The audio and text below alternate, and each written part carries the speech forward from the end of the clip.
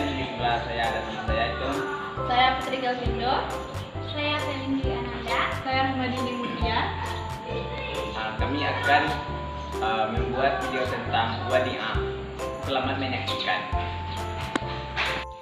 Baiklah, saya akan menjelaskan materi tentang akad wadi'ah. Yang pertama yaitu pengertiannya. Secara etimologi, al-wadi'ah berarti titipan murni atau amanah. Wadi'ah bermakna amanah.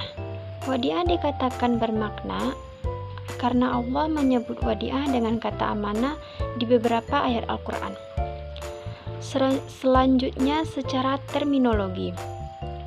Menurut Hanafiyah, wadi'ah yaitu memberikan wewenang kepada orang lain untuk menjaga hartanya. Selanjutnya, menurut Malikiyah, Syafi'iyah, dan Hanabilah, wadi'ah adalah mewakilkan orang lain untuk memelihara harta tertentu dengan cara tertentu. Selanjutnya, wadi'ah secara istilah adalah akad seseorang kepada pihak lain dengan menitipkan suatu barang untuk dijaga secara layak atau menurut kebiasaan. Dalam ensiklopedia Hukum Islam, wadi'ah secara bahasa bermakna meninggalkan atau. Dari pengertian ini, maka dapat dipahami bahwa apabila ada kerusakan pada benda titipan, padahal benda tersebut sudah dijaga sebagaimana layaknya, maka si penerima titipan tidak wajib menggantinya. Tapi apabila kerusakan itu disebabkan karena kelalaiannya, maka ia wajib menggantinya. Dengan demikian, akad wadi'ah ini mengandung unsur amanah atau kepercayaan, atau disebut juga dengan trustee. Dengan demikian, prinsip dasar wadi'ah adalah amanah, bukan dhamanah. Wadi'ah pada dasarnya akad tabaru atau tolong-menolong, bukan akad tijari. Hukum dan dalil wadi'ah. Hukum wadi'ah adalah boleh dengan dalil-dalil sebagai berikut. Menurut Al-Quran, pertama yaitu menurut An-Nisa ayat 58, yang artinya yaitu, sungguh Allah menyuruhmu menyampaikan amanat kepada yang berhak menerimanya. Dan apabila kamu menetapkan hukum di antara manusia, hendaknya kamu menetapkannya dengan adil. Sungguh, Allah sebaik-baik yang memberi pengajaran kepadamu. Sungguh, Allah Maha mendengar dan Maha melihat. Selanjutnya yaitu menurut Al-Baqarah ayat 283. Dan jika kamu dalam perjalanan sedang kamu tidak mendapatkan seorang penulis, maka hendaklah ada barang jaminan yang dipegang. Tetapi jika sebagian kamu mempercayai sebagian yang lain, hendaklah yang dipercayai itu menunaikan amanatnya atau utangnya. Dan hendaklah dia bertakwa kepada Allah atau Tuhannya. Dan janganlah kamu menyembunyikan kesaksian, karena barang siapa menyembunyikannya, sungguh hatinya kotor atau berdosa. Allah Maha mengetahui apa yang kamu kerjakan.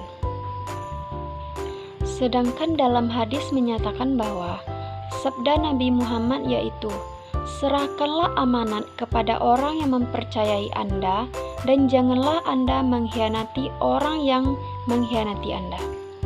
Dari Abu Hurairah diriwayatkan bahwa Rasulullah SAW bersabda, tunaikanlah amanat atau titipan kepada yang berhak menerimanya, dan jangan membalas khianat kepada orang yang telah mengkhianatimu. Baiklah, saya akan lanjut materi dari Felin. Yang selanjutnya yaitu ada rukun dan syarat wadi'ah. Menurut Imam Abu Hanafi, rukun wadi'ah hanya ijab dan qabul. Wadi'ah yang dimaksud di sini yaitu adalah barang yang dititipkan, dan di sini ada syarat dari wadi'ah tersebut. Yang pertama yaitu ada barang yang dititipkan harus dihormati atau muhtaramah dalam pandangan syariat. Yang selanjutnya ada barang titipan harus jelas dan bisa dipegang atau dikuasai. Maksudnya di sini yaitu barang dititipkan dapat diketahui identitasnya dan dapat dikuasai untuk dipelihara. Selanjutnya adanya sikhat atau akad. Syarat di sini yang pertama lafaz dari kedua belah pihak dan tidak ada penolakannya dari pihak lainnya. Dan lafaz tersebut harus dikatakan di depan kedua belah pihak yang berakad, yaitu ada dua, muhdi dan wadi'i. Orang yang berakad di sini yaitu orang yang menitipkan muhdi dan orang yang dititipkan yaitu wadi'i. Dan syarat di sini orang berakad ada 3. Yang pertama yaitu balik, yang kedua berakal, dan yang ketiga adanya kemauan sendiri dan tidak dipaksa. Dalam mazhab Hanafi balik dan telah berakad tidak dijadikan syarat dari orang yang berakad. Jadi anak kecil yang diizinkan oleh walinya boleh untuk melakukan akad wadiah ini. Yang selanjutnya ada macam-macam dari wadiah. Berdasarkan sifat akadnya, wadiah dapat dibagi menjadi 2 bentuk. Yang pertama yaitu wadiah yad amanah. Wadiah yad amanah yaitu akad penitipan barang di mana barang uang yang dititipkan dan tidak bertanggung jawab atas kerusakan atau kehilangan barang dititipkan yang bukan diakibatkan perbuatan atau kelalaian penerimaan. Yang kedua ada wadiah yad damanah. Akad yaitu akad penitipan barang di mana pihak penerima titipan dengan atau tanpa izin pemilik barang dapat memanfaatkan titipan dan harus bertanggung jawab terhadap kehilangan atau kerusakan barang. Semua manfaat dan keuntungan yang diperoleh dalam penggunaan barang tersebut menjadi hak dari penerima titipan. Di sini ada skema wadiah yad amanah. Yang pertama melakukan penitip memuati dan dititipkan barang yang dititipkan yaitu berupa barang atau uang. Nanti di sana selanjutnya di sana akan ada penyimpanan mustaudah. Yang selanjutnya yaitu wadiah yad al-amanah. Produk wadiah yad amanah tidak ada di lembaga perbankan. Jadi, jika barang hilang atau rusak bukan karena kelalaian atau alasan-alasan syar'i, maka mustaudah tidak bertanggung jawab. Baiklah, akan dilanjutkan dengan Angel. Baik, saya Angel Dwi Febrian akan melanjutkan materi dari Putri, yaitu nasabah penitip mustaudi. Ada terbagi 4, yaitu 1. Titip barang dagang, 2. Pemanfaatan barang dagang, 3. Bagi hasil, dan 4. Beri bonus. Yang selanjutnya yaitu wadiah yad amanah berubah menjadi yad domanah. Wadiah yad amanah dapat berubah menjadi yad domanah oleh sebab-sebab berikut, yaitu barang titipan tidak dipelihara oleh orang yang dititipi. Barang titipan itu dititipkan oleh pihak kedua kepada orang lain atau pihak ketiga yang bukan keluarganya atau tanggung jawabnya. Barang titipan dimanfaatkan oleh orang yang dititipi. Orang yang dititipi wadiah mengingkari wadiah itu. Orang yang dititipi mencampurkan barang titipan dengan harta pribadinya sehingga sulit dipisahkan. Orang yang dititipi melanggar syarat-syarat yang telah ditentukan. Barang titipan dibawa berpergian. Keuntungan laba dalam wadiah. Ulama berbeda pendapat mengenai pengambilan laba atau bonus, yaitu menurut ulama Syafi'iyah tidak boleh mengambil keuntungan atau bonus yang tidak disyaratkan di awal akad dari pemanfaatan barang yang dititipkan dan akadnya bisa gugur. Sedangkan menurut ulama Hanifiyah dan Malikiyah boleh menerima laba yang diberikan oleh orang yang dititipi. Sedangkan apabila imbalan yang diterima oleh bank berupa bunga, maka ulama Hanifiyah mengatakan keuntungan tersebut harus disedekahkan. Sedangkan menurut ulama Maliki, keuntungan tersebut harus diserahkan ke Baitul Mal atau kas negara. Materi selanjutnya yaitu jaminan wadiah. Menurut Malikiyah, sebab-sebab adanya jaminan wadiah adalah: yang pertama, menitipkan barang pada selain penerima titipan atau wadi tanpa ada uzur sehingga ketika meminta dikembalikan, wadiah sudah hilang.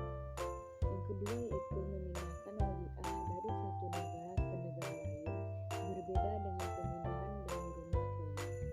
Yang ketiga yaitu mencampurkan wadiah dengan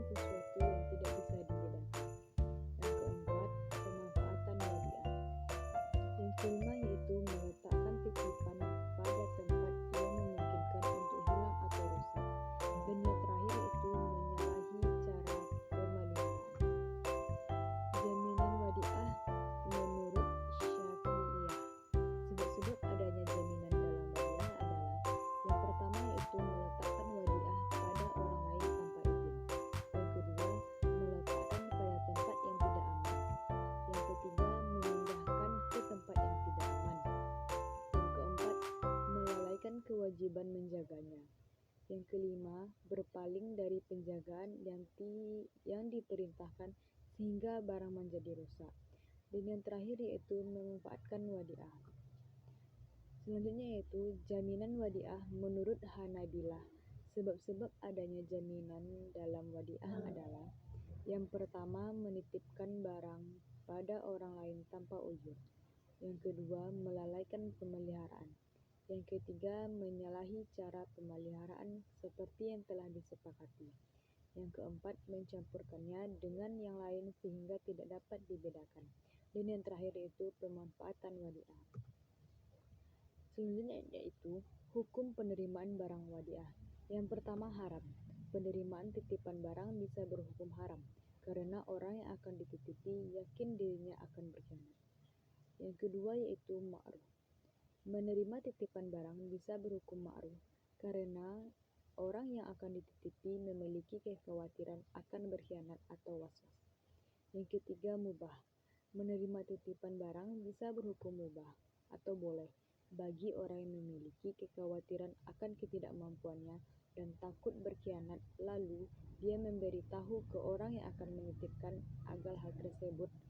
Akan tetapi, orang yang menitipkan tetap merasa yakin dan percaya bahwa orang tersebut layak dititipi, maka hukumnya boleh.